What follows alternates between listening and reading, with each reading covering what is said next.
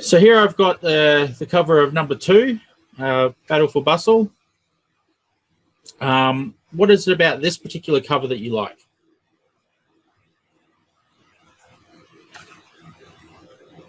I like the fact that the cover itself represented an awakening. You know, you go through the blues and the dark colours and slight yellows of the first one. You come into the second one, it's red, man.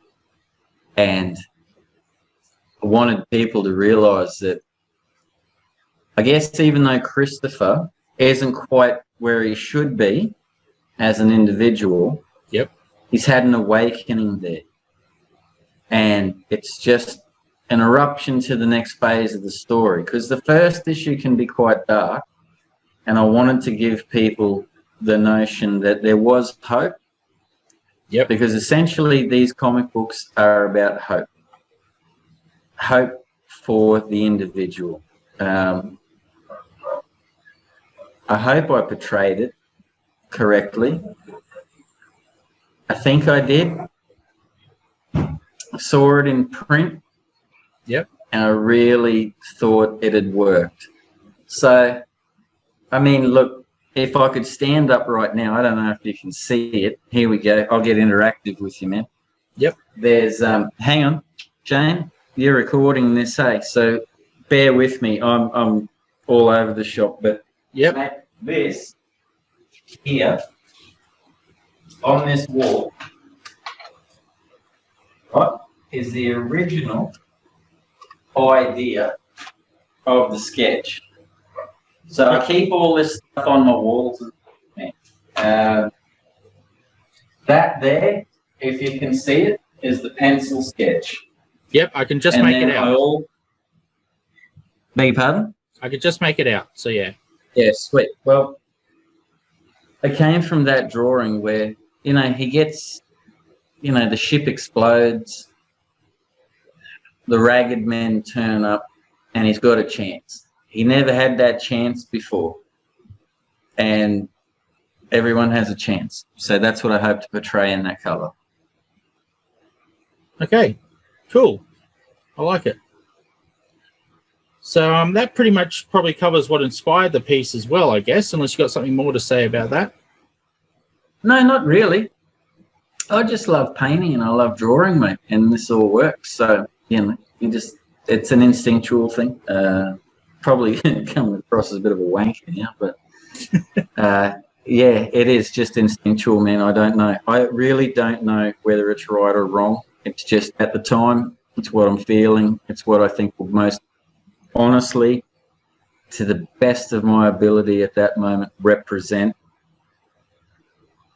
that story. Yep, cool. So with this piece, were there any challenges? I mean, looks like this stuff just comes natural to you, but were there any challenges? Yeah, man, there were challenges. The first challenge was like, what the hell do I do for the second cover? Yeah. No, that was a challenge in itself. And believe me, people, you know, close friends and stuff, you know, Tam, my mum, you know, Peter, you know, Shane, Jason, like, you know, I have friends that I talk to about this stuff too, you know, just to iron out bumps and stuff in the road. And they were all like, don't see what you're doing. So, you know, realistically, I'm sorry, I know this isn't a kids show, and I do apologise for that, but, you know, you do get to a point where sometimes you just think, fuck them, man. You know what I mean? Like, I got to get it out. I'm doing it. So that's what happened. So, yeah.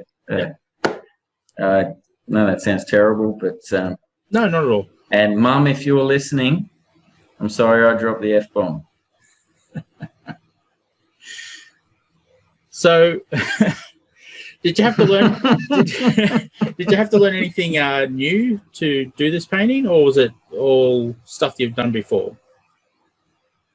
Just any new I think when I techniques? was a younger mate, I think when I was a younger artist, I used to have this real idea in my head that what was in my mind had to come out on paper.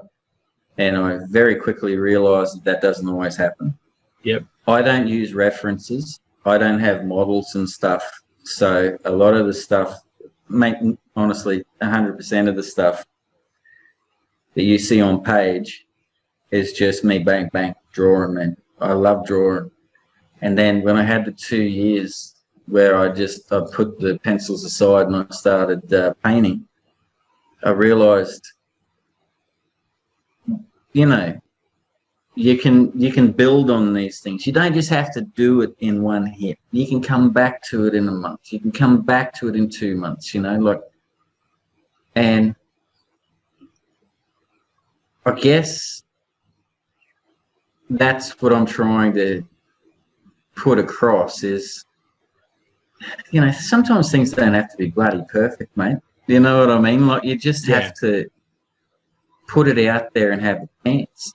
I don't know if it's right or wrong. It was right for me at the time. Well, that's what matters. And I suppose I just went with that ideology. So, yeah. Cool. I hope that answers your question. Yeah, all good. So, how are you trying to connect with fans with this one, if you are at all? Oh, I'm always trying to connect with people. Like, I mean, I definitely wouldn't be doing it if I didn't want to connect with people. Makes sense.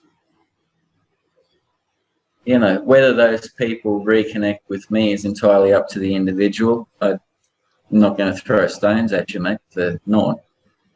But, you know, again, you have to get that little element of, like, I suppose, the marketing side of things. And what works better coming after a second issue, which is blue, you know, than the next issue, which is red.